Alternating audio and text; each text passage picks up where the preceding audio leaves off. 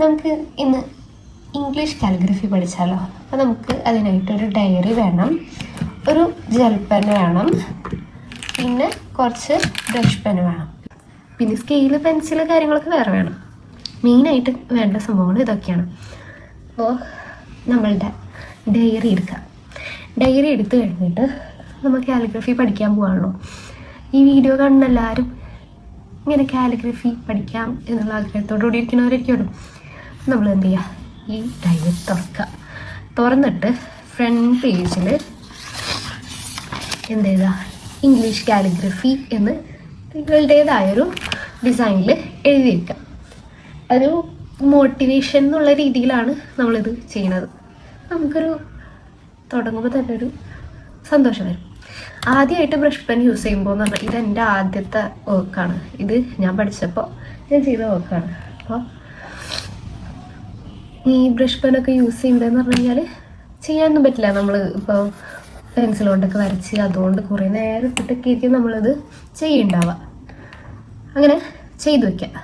പിന്നെ English calligraphy എന്ന് പറഞ്ഞു കഴിഞ്ഞാൽ, ഇംഗ്ലീഷ് കാലിഗ്രഫി അല്ല, എല്ലാ കാലിഗ്രഫി എന്ന് പറഞ്ഞു കഴിഞ്ഞാലും അതൊരു ആർട്ടാണ്. എന്ത് എഴുതുന്നതിലുള്ളൊരാർട്ടാണ്.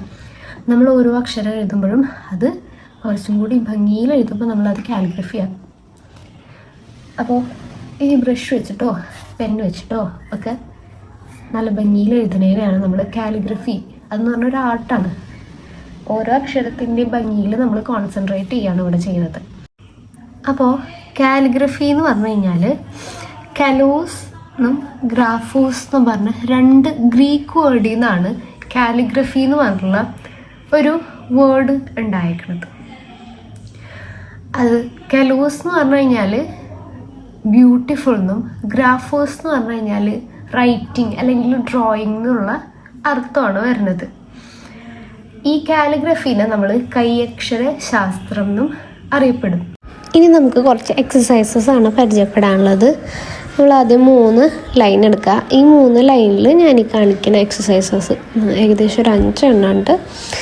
അത് പതുക്കെ ചെയ്യാൻ നോക്കുക. അപ്പോൾ ഞാൻ നിങ്ങൾക്ക് ഇത് കാണിച്ചു തരാൻ വേണ്ടിയിട്ട് സ്പീഡിൽ ചെയ്യണതാണ്. മാക്സിമം ആ ലൈനിൽ ടച്ച് ചെയ്തിട്ട് തന്നെ പോകുന്ന രീതിയിൽ എഴുതാൻ നോക്കുക.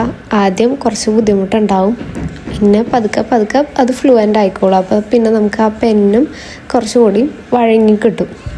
അതിന് വേണ്ടിയിട്ടാണ് നമ്മളിത് ചെയ്യുന്നത്. ഇതിപ്പോൾ ഹാൻഡ് റൈറ്റിംഗ് ഇമ്പ്രൂവ് ചെയ്യാൻ വേണ്ടിയിട്ട് നമുക്ക് ഈ എക്സസൈസസ് ട്രൈ ചെയ്ത് നോക്കാം കേട്ടോ. ഇതിൽ ഓരോന്നും ഒരു പേജിലെങ്കിലും മിനിമം ഒരു എക്സസൈസ് ഒരു പേജിൽ അങ്ങനെ ചെയ്യാൻ നോക്കാം. ഇംഗ്ലീഷ് ആൽഫബറ്റിൽ 3 ടൈപ്പ് ഓഫ് ലെറ്റേഴ്സ് ഉണ്ട്. ഏതൊക്കെയാണെന്ന് നോക്കിയാലോ. അസെൻഡർ ലൈനിലുള്ള ലെറ്റേഴ്സ് ഉണ്ട്, എക്സ് ഹൈറ്റ് ലൈനിലുള്ള ലെറ്റേഴ്സ് ഉണ്ട്, ഡിസെൻഡർ ലൈനിലുള്ള ലെറ്റേഴ്സ് ഉണ്ട്. അസെൻഡർ ലൈനിലുള്ള ലെറ്റേഴ്സ് എന്ന് പറഞ്ഞു കഴിഞ്ഞാൽ കുറച്ച് ഹൈറ്റ് കൂടുതലുള്ള ആൾക്കാരാണ്.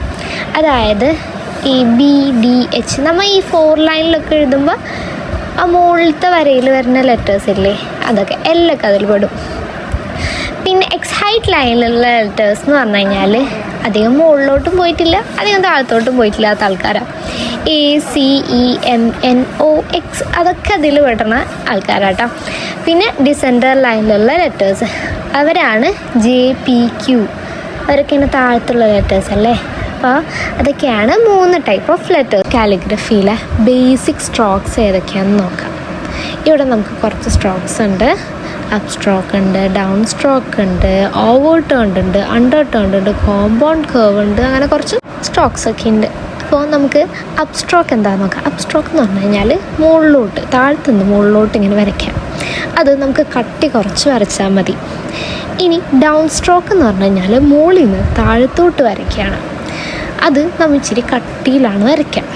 ഓക്കെ, നമുക്ക് മനസ്സിലാവാൻ വേണ്ടിയിട്ട് ഞാനിവിടെ ആരോ വരച്ച് കാണിക്കുന്നതാണ് കേട്ടോ.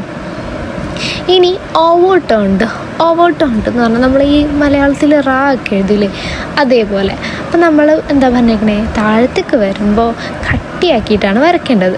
അപ്പോൾ നമ്മൾ താഴത്തേക്ക് വരുന്ന ലൈൻ മാത്രം നമ്മൾ കട്ടിയാക്കി വരയ്ക്കും. അതേപോലെ തന്നെ അണ്ടർ ടേൺഡ് ഉണ്ട്. അത് നമ്മൾ ഇംഗ്ലീഷിൽ യു വരയ്ക്കണ പോലെ അതും നമ്മൾ താഴത്തോട്ട് വരുന്ന ലൈൻ എന്ത് ചെയ്യും, കട്ടിയാക്കി കൊടുക്കുക. കണ്ടോ എയർ വരച്ച് കാണിക്കുമ്പോൾ നിങ്ങൾക്ക് കുറച്ചും കൂടി ക്ലിയർ ആവും. ഇനി കോമ്പൗണ്ട് കേവ് ഉണ്ട്. കോമ്പൗണ്ട് കേവ് നമ്മളിങ്ങനെ എന്നൊക്കെ എഴുതില്ലേ, അതേപോലത്തെ ഡയറക്ഷനിലാണ് ഈ കേവ് പോണത്. അതേ ഡയറക്ഷനിൽ തന്നെ നമ്മൾ നോട്ട് ചെയ്ത് വെക്കാൻ നോക്കാം കേട്ടോ. അപ്പോൾ ഇങ്ങനെ വരുമ്പോൾ എന്താ, താഴത്തോട്ടുള്ള ലൈൻ പോണത് അവിടെ സെൻറ്റർ ഭാഗത്ത് മാത്രം താഴത്തോട്ട് ലൈൻ പോകണുള്ളൂ. അതുകൊണ്ടാണ് നമ്മൾ അവിടെ മാത്രം ഡാർക്കൺ ചെയ്ത് കൊടുത്തത്. പിന്നെ വരുന്ന സ്ട്രോക്സ് ആണ് ഓവലും അസെൻഡിങ് ലൂപ്പും ഡിസെൻഡിങ് ലൂപ്പും. ഓവൽ എന്ന് പറയുമ്പോൾ നമ്മൾ ഓവൽ വരക്കുന്നത് പല രീതിയിലും വരക്കും. നമ്മുടെ സ്റ്റുഡൻസ് വരക്കണത് നമ്മൾ കാണാറുള്ളതാണ്. പല രീതിയിലും വരക്കും. ഞാനിപ്പോൾ ഇവിടെ കാണിച്ചു തന്നില്ല, അതേപോലെയൊക്കെ വരക്കും. നമ്മൾ ശരിക്കും ഓവൽ വരക്കണത് ഇങ്ങനെയാണ്, ഞാനിവിടെ കാണിച്ചു തരുന്നില്ലേ, അതേപോലെയാണ് നമ്മൾ ഓവൽ വരയ്ക്കുക. എന്നിട്ട് നമ്മൾ നേരത്തെ പറഞ്ഞ പോലെ തന്നെ താഴത്തോട്ട് വരുന്ന ലൈൻ എന്ത് ചെയ്യുക, ഡാർക്കൻ ചെയ്ത് കൊടുക്കുക. നിങ്ങൾ എന്ത് ചെയ്യുക, സ്റ്റാർട്ടിങ്ങിൽ പെന്ന് വെച്ചിട്ട് തന്നെ പ്രാക്ടീസ് ചെയ്ത് നോക്കുക. ജെൽ പെൻ എടുക്കാൻ മാക്സിമം നോക്കുക. അപ്പം നമുക്ക് കുറച്ചും കൂടി കളറിൽ ലെറ്റേഴ്സ് എഴുതാൻ പറ്റും. ഇങ്ങനെയാണ് കേട്ടോ ഓവൽ വരയ്ക്കുക.